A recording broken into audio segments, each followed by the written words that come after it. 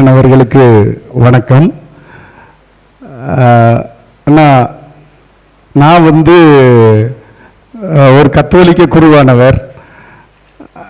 நான் தமிழ் தேசியத்தை மறந்துருங்க. நான் தமிழ் தேசிய சிந்தனைவாதி. தமிழ் தேசியத்தில் என் ரத்தத்தில் ஓடிட்டு இருக்குது, அதை மறந்துருங்க. ஆனால் நான் ஒரு கத்தோலிக்க குருவானவர், ஒரு கத்தோலிக்க நிறுவனத்தினுடைய தாளாளர் அப்படிங்கிற முறையில் உங்ககிட்ட இந்த கேள்வி கேட்குறேன். ஏன்னா நிறைய பேர் என்கிட்ட கேட்டாங்க, எப்படி இது பிற்காலத்தில் எப்படி நடக்கும் அப்படின்னு சொல்லி. எப்படின்னா, இப்போ நான் ஒரு பள்ளிக்கூடத்தில் இருக்கிறேன். ஏற்கனவே ஆங்கில மோகத்தினால எங்களுடைய பள்ளிக்கூடங்களில் படிக்கிற பிள்ளைகள் எல்லாம் என்ன செய்கிறாங்க, ஆங்கில வழி கல்வியை நோக்கி போயிட்டு இருக்கிறாங்க. இப்போ தமிழ் வழி கல்வியில் குறைஞ்சிக்கிட்டே இருக்குது. இந்த சூழ்நிலையில் எங்கள் ஆசிரியர்களுடைய பாதுகாப்பு, இப்போ ஆசிரியர்கள் ஒரு ஆசிரியர் 60 பிள்ளைகளுக்கு மாற்றணும்னு சொல்லி அங்கே முதல்ல வச்சுருந்தாங்க. அதுக்கப்புறம் ஒரு ஆசிரியர் 20 மாற்றினாங்க.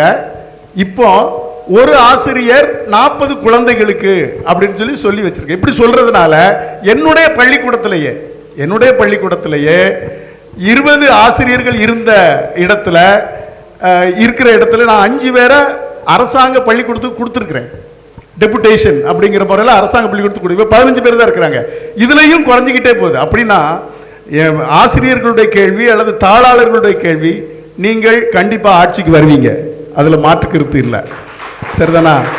அப்படி ஆட்சிக்கு வருகின்ற பொழுது இந்த கல்வி நிறுவனங்களை காப்பாற்றுவதற்கு நீங்க இப்போ காப்பாற்றல அப்படின்னா கல்வி நிறுவனம் ஓஞ்சுதுன்னா தனியார்கிட்ட போய் சேர்ந்துரும்.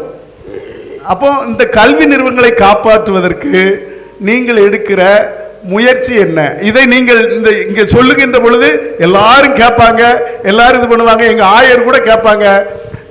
அதனால நீங்க எனக்கு இதுக்கு சரியான பதிலை சொல்ல வேண்டும் என்று தாழ்மையோடு கேட்டுக்கிறேன்.